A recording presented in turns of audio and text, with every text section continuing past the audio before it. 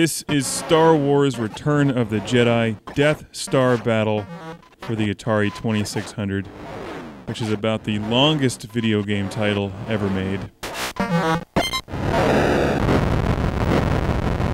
And in theory, this should be the greatest video game ever made because you are piloting the Millenium Falcon against the Death Star in Return of the Jedi, which means that you're playing Lando Calrissian, who is by far the best character in all the Star Wars movies. I think the game comes up a bit short of expectations. In fact, it's a very bizarre game.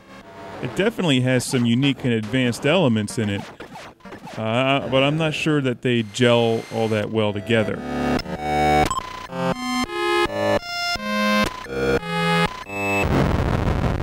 Obviously, you're piloting the Millenium Falcon, and you go through two different phases here. You fly around in space in front of the energy shield, and then there's these blocks that are moving towards you, and you have to fly into the colored blocks when the circle, the big black circle, which is like a hole in the shield or something, comes towards the edge.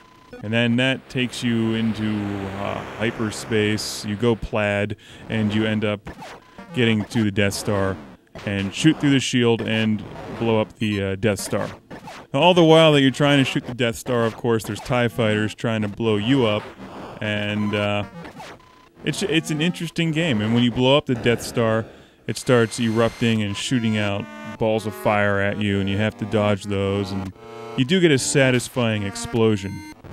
I do think the special effects are better in this video game than they were in the newest of the 3 Star Wars movies. It's amazing to me that computer graphics have actually taken science fiction movies backwards from Return of the Jedi. I think it is one of the greatest scenes ever filmed when they fly the Falcon into the Death Star.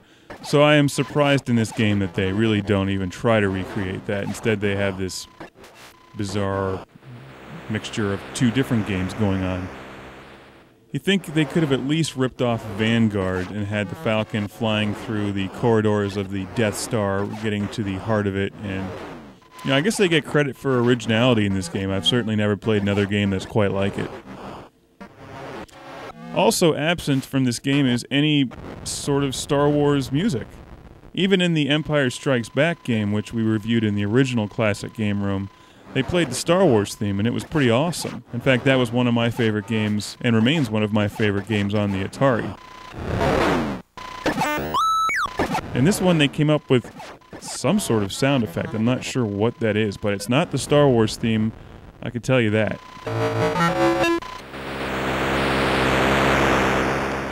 Now, this may not be the greatest Star Wars video game ever made, but it is Star Wars. You are flying the Millennium Falcon and blowing up the Death Star.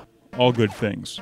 And this game has not been bastardized by computer graphics special effects for a special edition, which actually has worse special effects than the original version that came out 15 years earlier. For instance, this game doesn't have any wacky, goofy, super extreme close-ups of the singer in Jabba's palace that was added for the special edition, and basically ruins the entire movie. This game's kind of interesting. It's worth picking up if you can find it for cheap and giving it a spin. Maybe you'll dig it. And if not, at least the Force was with you for the few minutes that you played it.